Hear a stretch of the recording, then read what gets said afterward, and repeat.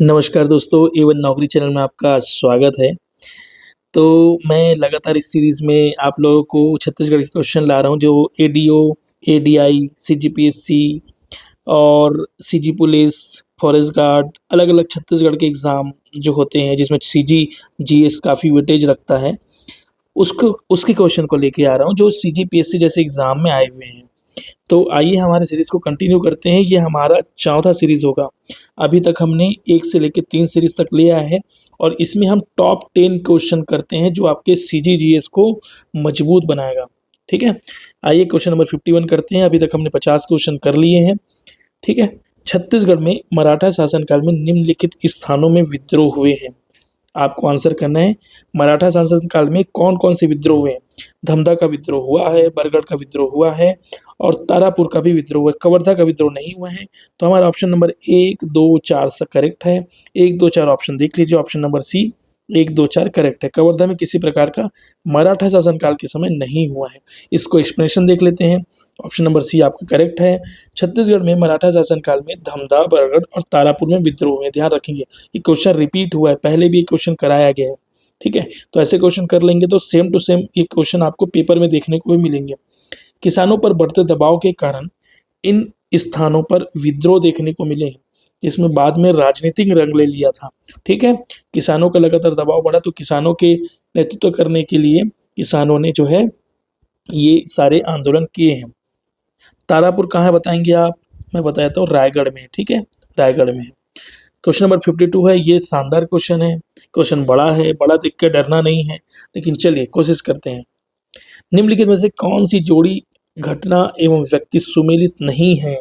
इस चीज को बहुत ध्यान से पढ़ना है। इसमें बहुत सारे लोग एग्जैक्टली कम से कम 2 से 3 क्वेश्चन गलत होते हैं सिर्फ इसके कारण, जिसके कारण हम सीजीपीएससी में या तो इन हो जाते हैं या तो आउट हो जाते हैं।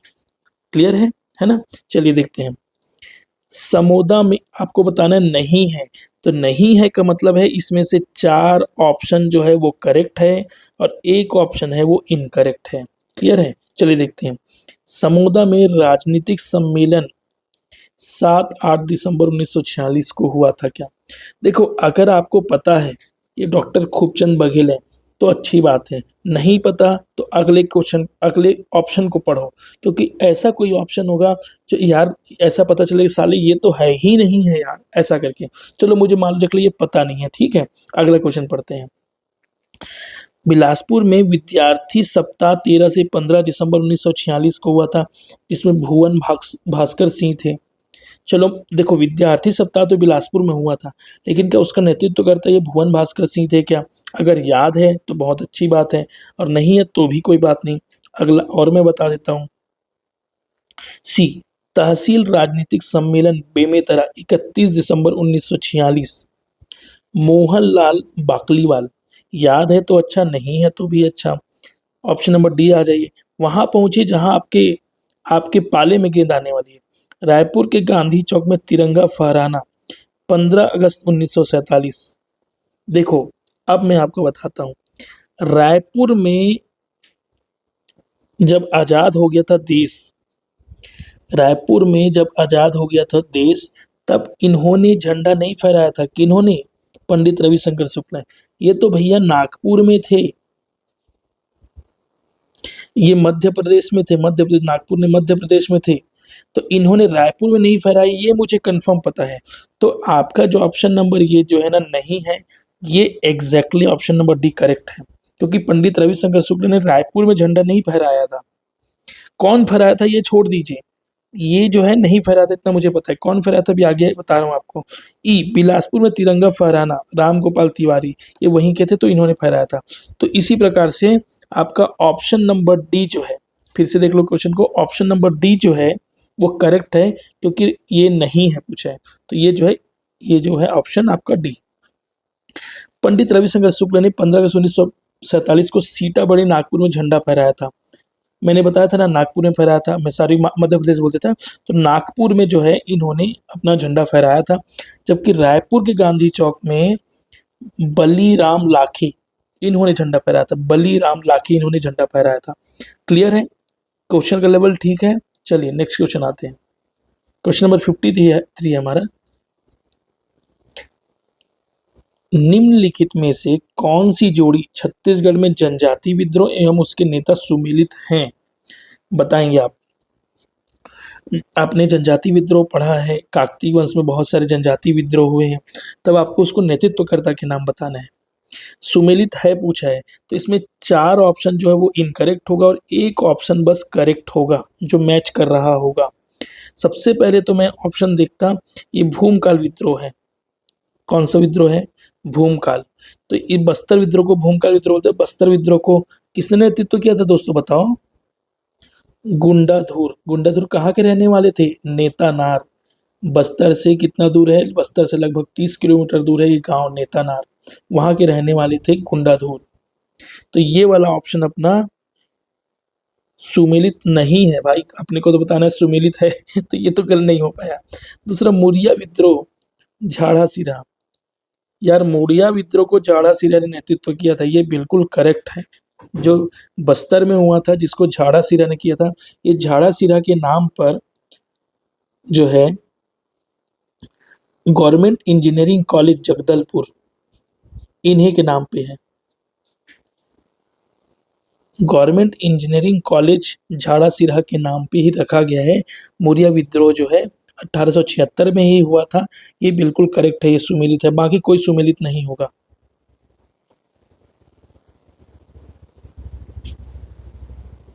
कोई विद्रोह जो है वो नांगुल दोरला ने किया था।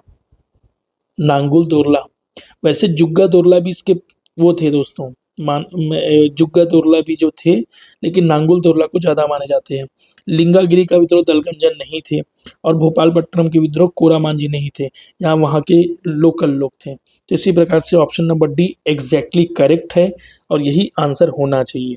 ठीक है। मोरिया विद्रोह वर्ष 1876 में झाड़ा सिरा के नेतृत्व में हुआ था। 8 अप्रैल 1876 में एक सभा में जॉर्ज मैके ने विद्रोहियों की मांग मान ली थी, इसके विद्रोह समाप्त हो गए थे। अब मुझे यहाँ से क्वेश्चन है जो आप लोग को आंसर करना है, इस समय काकतीय वंश के कौन से राजा थे?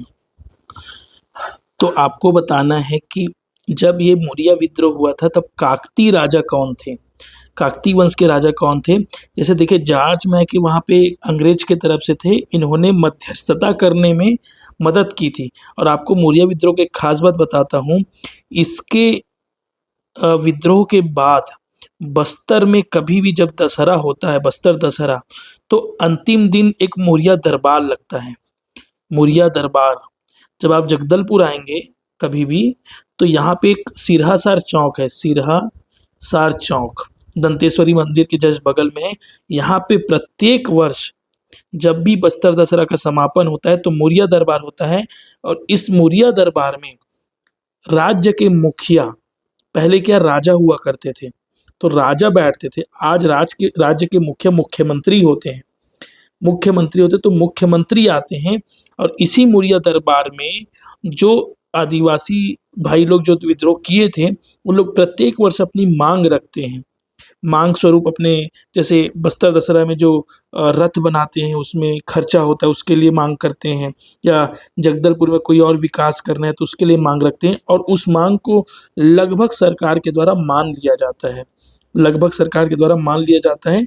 तो ये बस्तर दशहरा कभी घूमना है तो उसमें शामिल होने का प्रयास करें। हालांकि शासन का प्रोटोकॉल रहता है कि आप शामिल नहीं हो सकते, लेकिन कोशिश करें। चलिए अगला क्वेश्चन है हमारा, क्वेश्चन नंबर 54। कुटुमसर गुफा का अन्वेषण किया था, बताएंगे कुटुमसर गुफा की खोज किसने की थी? Professor Shankar Tiwari, professor Shankaranand Tiwari, professor सेवा शंकर तिवारी, सभी में शंकर तिवारी। ये तो आप जानते हो कि शंकर नाम का कोई व्यक्ति था जो प्रोफेसर था जिन्होंने किया था। आपको एक चीज और बता रहा हूँ, एक याद है, एक मछली को, अंधी मछली को शंकराई नाम दिया हुआ है, शंकराई, जो कुटुमसर गुफा में एक अंधी मछली पाई जाती है। पता है उसके अंधी होने का कारण क्या है? मैं कुटुमसर गुफा घूमने गया था तब मुझे पता चला, वहाँ के जो गाइड ने बताया। मेरे को ये कमेंट में बताओ कि कितने लोगों ने कुटुमसर गुफा अभी तक घूमा हुआ है? कुटुमसर गुफा दुनिया का सबसे बड़ा गुफा है भाई। देखो दुनिया में शायद गलत बोल रहा हूँ, लेकिन भारत का सबसे बड़ा गुफा है, भारत का सबसे बड़ा गुफा, इतना तो मैं करेक्ट हूँ। तो कुटुमसर गुफा कभी घूमने का मौका मिले तो जरूर घूमो। और इस अंधी मछली के अंधी होने का एक कारण है, क्या कारण है? क्योंकि वहाँ कभी भी आज तक वर्षों से प्रकाश आया ही नहीं है। जैसे एक बोलते हैं ना, कुआं के अंदर मेढक रहता तो कभी वो ऊपर देख नहीं पाता कि क्या है बाहर, तो ठीक उसी प्रकार से ये मछली को कभी आज तक प्रकाश नहीं मिला है। और जैसे ही इसके आँख में प्रकाश आएगा तो वो मतलब आया ही नहीं है, तो सीधी बात, अब उसका कहानी पता ही नहीं है। तो यहाँ पे जो कुटुमसर गुफा का अन्वेषण है वो प्रोफेसर शंकर तिवारी ने किया है। और ये अंधी मछली होने का मैं कारण भी बताया कि कभी आज तक प्रकाश आया ही नहीं है। तो आप कभी जाएंगे कुटुमसर गुफा तो आपको टॉर्च देख करके घुमाया जाएगा, टॉर्च लेकर के। तो ऑप्शन नंबर ए आपका करेक्ट है। इसका एक्सप्लेनेशन देख लीजिए। कुटुमसर गुफाओं का अन्वेषण 1950 के दशक में प्रोफेसर शंकर तिवारी ने किया था। कुटुमसर गुफा की गुफा छत्तीसगढ़ के बस्तर जिले में स्थित है। ये तो पता है ना यार, बस्तर जिले में है ना। वहीं पे बगल में तीरथगढ़ है। और खास बात बताता हूँ, कुटुमसर गुफा के बगल में तीरथगढ़ का वाटरफॉल है, पहला बात। दूसरा चीज है, ये पहला हो गया। दूसरा हो गया धुड़मा रास, सुने हो धुड़मा रास, जहाँ बम्बू राफ्टिंग होता है और कयाकिंग होता है, जिसको यूएन पर्यटन में काफी प्रोत्साहन मिल रहा है, ये वही यहीं पे बगल में है। तो कभी आओगे अगस्त जून जुलाई अगस्त में तो शानदार मौका मिलेगा घूमने के लिए आपको। कहा जाता है कि यहाँ प्रागैतिहासिक काल के मानव रहा करते थे। वैज्ञानिकों के अनुसार करोड़ों वर्ष पहले यह क्षेत्र पानी में डूबा हुआ था। पानी के बहाव से इन गुफाओं का निर्माण हुआ है ना। बहुत साल पहले से पानी में डूबा हुआ था, तो वहाँ क्या है, गुफा बन गया, क्योंकि पानी के जाने का रास्ता जो है इन्हीं गुफाओं के कारण था। क्लियर है दोस्तों। क्वेश्चन नंबर 55 आइए। कुटुमसर गुफा किस जिले में स्थित है? थोड़ी देर पहले पढ़े, बताओ। सरगुजा? नहीं यार, बस्तर है ना, बस्तर में। देखो, एक और फैक्ट बताता हूँ। कैलाश गुफा, कैलाश गुफा, ये जो कैलाश गुफा है ना, दो जगह में है। एक तो जसपुर में भी है और दूसरा बस्तर में भी है, इसको ध्यान रखेंगे। कैलाश गुफा जो बस्तर वाला है ना, वो बिल्कुल कुटुमसर गुफा से लगा हुआ है, जो कांगेर घाटी नेशनल पार्क के क्षेत्र में भी आता है। कांगेर घाटी नेशनल पार्क के क्षेत्र में भी आता है। और बस्तर मतलब जगदलपुर से लगभग ये जो है 25-30 किलोमीटर पड़ता है। ठीक है। और ये गुंडाधुर का जो गांव है, नेतानार, नेतानार जो गुंडाधुर जो है भूमिकाल आंदोलन के नेता थे, उनके गांव के बिल्कुल लगा हुआ है। ठीक है। ऑप्शन नंबर सी, कुटुमसर की गुफा छत्तीसगढ़ के बस्तर जिले में स्थित है। यहाँ से प्रागैतिहासिक मानव के साक्ष्य प्राप्त हुए हैं। ये मैंने थोड़ी देर पहले एक्सप्लेनेशन बताया था। इसकी खोज कौन की थी? प्रोफेसर शंकर तिवारी ने किया था। ठीक है। अगला ऑप्शन अपना, अगला क्वेश्चन अपने पास 56। ये क्वेश्चन तगड़ा है भाई, चलो बताओ। इसमें आपको संबंधित शासक देखना है और उसमें उसके जो है सोर्स देखने हैं। ताम्रपत्र है या कहीं क्या चीज है, अभिलेख देखना है। तो देखो, मैं या तो इधर आऊंगा शासक की तरफ, या तो ये आऊंगा। जनरली लोगों को ये पार्ट तो याद नहीं होता। लोगों को कौन सा पार्ट याद होता है? शासक वाला पार्ट। तो शासक वाले पार्ट से शुरू करो। अपने जो अटेम्प्ट करने का तरीका है ना, उसको सही करना है ना। मैं वही सिखाने की कोशिश कर रहा हूँ। अटेम्प्ट करने का तरीका सही करना है। तो देखो, पृथ्वीदेव द्वितीय, ये आप लोग को पता है ये कौन सा शासक है भाई? कलचुरी है ना। कलचुरी है, जाजल्य देव, रत्नदेव, पृथ्वीदेव वाला। ठीक है। दूसरा नरेंद्र, नरेंद्र कौन सा है? ये सोमवंशी है आई थिंक। ये जो नरेंद्र है वो सोमवंशी नहीं थे, माफ कीजिएगा। देखो, ये जो है वो सरबपुरी थे, सरबपुरी वंशी शासक थे, है ना। तो सरबपुरी वंश, इनके 2-3 अलग अलग फैक्ट मिलते हैं जो इसमें रिसोर्स। एक है कुरुद, तो कुरुद वाला इसमें ऑप्शन में है, ध्यान रखेंगे, है ना। उसके अलावा देखें जगदेव भूषण, देखो नृपति भूषण एक नाम था, नृपति भूषण, ये वही वाले हैं। तो ये है छिंदक नागवंशी शासक, छिंदक नागवंशी शासक। और शिवगुप्त बालार्जुन तो आप सभी को पता है, शिवगुप्त बालार्जुन कौन थे? शिवगुप्त बालार्जुन जो है पांडुवंशी सिरपुर के शासक थे। तो चलिए यहाँ से हम अपने ऑप्शन को सबसे पहले शिवगुप्त बालार्जुन से चालू करते हैं। देखो, सिरपुर का लक्ष्मण मंदिर, तो सिरपुर का लक्ष्मण मंदिर आगे करेक्ट है, बी ऑप्शन। तो यहाँ देख लेते हैं बी में जो अपना पहला है वो कौन कौन सा है। देखो, बी में पहला है दो ही, ये और ये। तो अपना जो ऑप्शन होगा ए और बी में से कोई एक ही होगा। अगर इतने में भी हम कोई एक कर लेते हैं ना तो 50% चांस ले रहे हैं। ठीक है, बहुत अच्छा। दूसरा, जगदेव भूषण जो है मुझे बताओ बस्तर तरफ का आदमी है। ठीक है, छिंदक नागवंशी। तो देखो, कोटगढ़, कुरुद, कुरुद तो आप तो जानते हो धमतरी के पास है, रायपुर से नजदीक है। तो बारसुर, बारसुर है क्या बस्तर का? तो डेफिनेटली ये बारसुर शिलालेख उसका होगा, जगदेव भूषण का बारसुर शिलालेख होगा। तो अपना जो है सी का ऑप्शन नंबर 2 आ गया। तो सी का देख लो ऑप्शन नंबर 2 इसमें है, ये वाला। तो अपने आप अपना ऑप्शन नंबर 1 इनकरेक्ट हो गया और बी बस करेक्ट हो गया।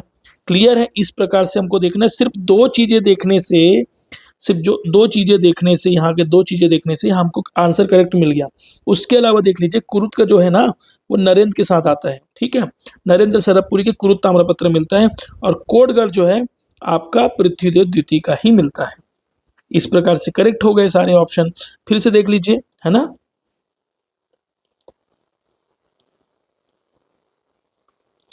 कुरुत ताम्रपत्र जो है वो नरेंद्र के हैं। नरेंद्र, इन्होंने परम भागवत की उपाधि धारण की थी। परम भागवत, परम भागवत इनकी जो वो थी गजलक्ष्मी, गजलक्ष्मी को पूजते थे। और दूसरा, ये वैष्णव धर्म भी मानते थे। दो चार फैक्ट और आप लोगों को बता देता हूँ। सिरपुर का लक्ष्मण मंदिर शिवगुप्त पता है ना। इनकी माता वसाटा थी, इनके पिता के करने मंदिर बनाया गया था। बारसुर का शिलालेख ये जगदेव भूषण के हैं। और ये जो बारसुर में ना एक एक मंदिर है चंद्रादित्य शिव मंदिर, तो चंद्रादित्य इनके जो वो थे ना, क्या बोलनी चाहिए यार, सेवक थे या फिर सेनापति, उन्होंने बनाया था, चंद्रादित्य ने बनाया था। बारसुर में तालाब भी बनाया था। और कोटगढ़ पृथ्वीदेव द्वितीय जो कि रत्नदेव द्वितीय के पुत्र हैं। इसी प्रकार से अपना ऑप्शन नंबर बी हो जाएगा। आपको बहुत सारे फैक्ट मिले हैं, ये देख लीजिए। कुर्द वाला अपना नरेंद्र हो गया, सिरपुर वाला शिवगुप्त बालार्जुन हो गया, बारसुर वाला जगदेव भूषण, और कोटगढ़ वाला पृथ्वीदेव द्वितीय। क्लियर है? नेक्स्ट क्वेश्चन 57 आइए। अगला 3-4 क्वेश्चन है हमारे पास इस सीरीज में।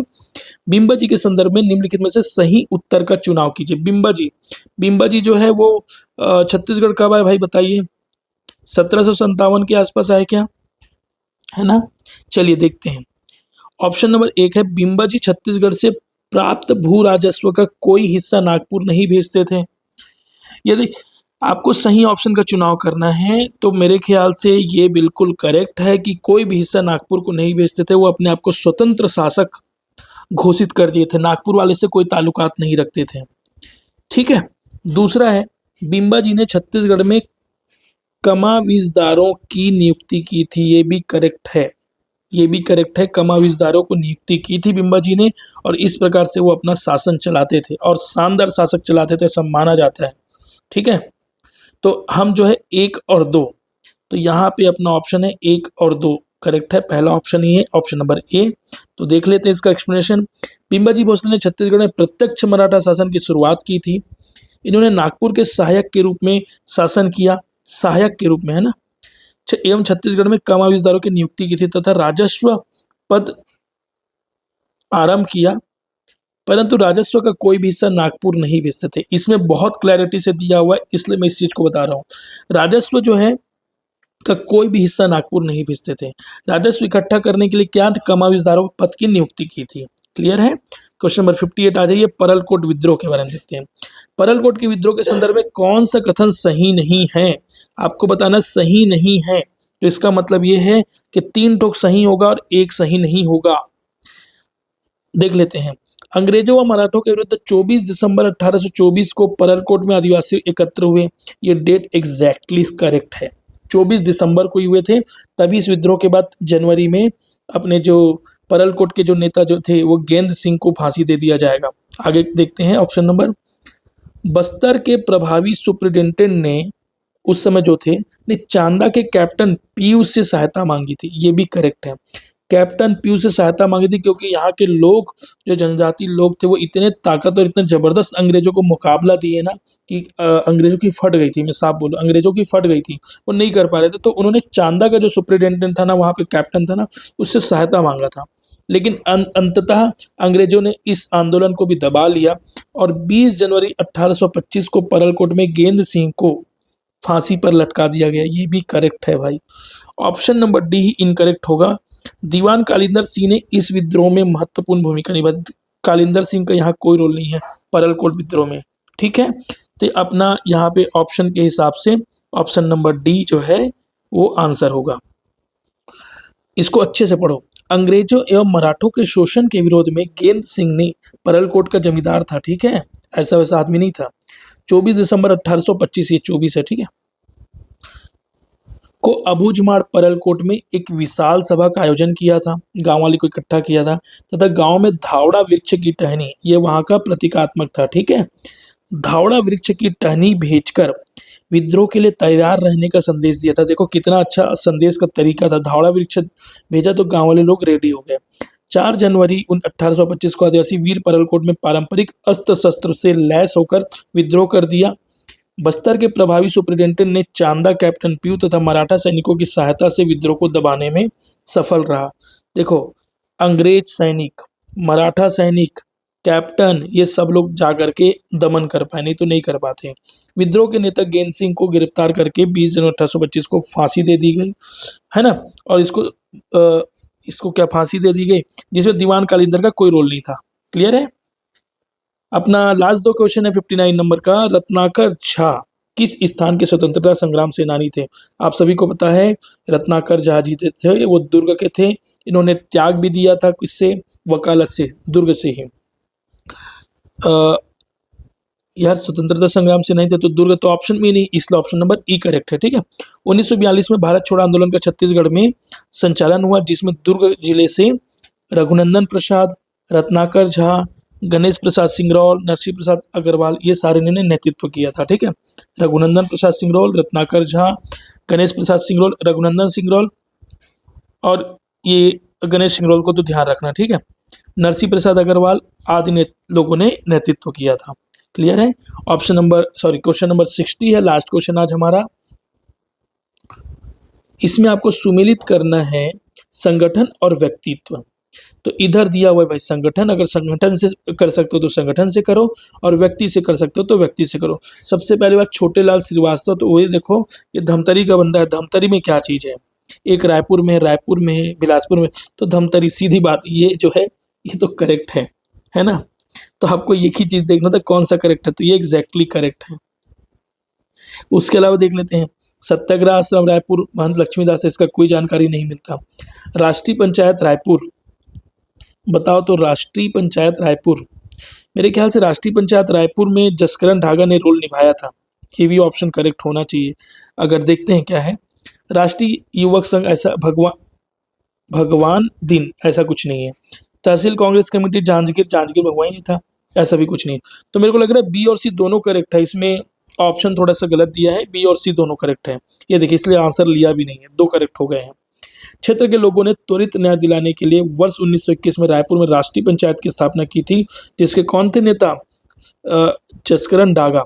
पता है डागा कॉलेज भी चलता है रायपुर के सिविल लाइन में, डागा कॉलेज और डागा स्कूल दोनों चलता है। ये उस समय क्या है, पंचायत मंत्री के रूप में नियुक्त किया गया था, उस समय पंचायत मंत्री थे। 1922 में बाबू छोटेलाल श्रीवास्तव द्वारा धमतरी जिले में खादी आश्रम प्रचार केंद्र की स्थापना की गई थी।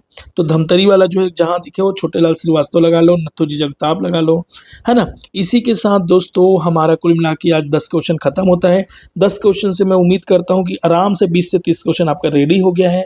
और यह सीरीज़ अगर आपको अच्छा लग रहा होगा तो कमेंट बॉक्स में आप हमें बता सकते हैं कैसा लग रहा है, और किस प्रकार का क्वेश्चन चाहिए आप हमें कमेंट बॉक्स पे बता सकते हैं। हमारे टेलीग्राम चैनल, व्हाट्सएप चैनल से जुड़े, डिस्क्रिप्शन बॉक्स में डिटेल दिया हुआ है। और हाँ, लाइक शेयर सब्सक्राइब जरूर करें। Thank you so much.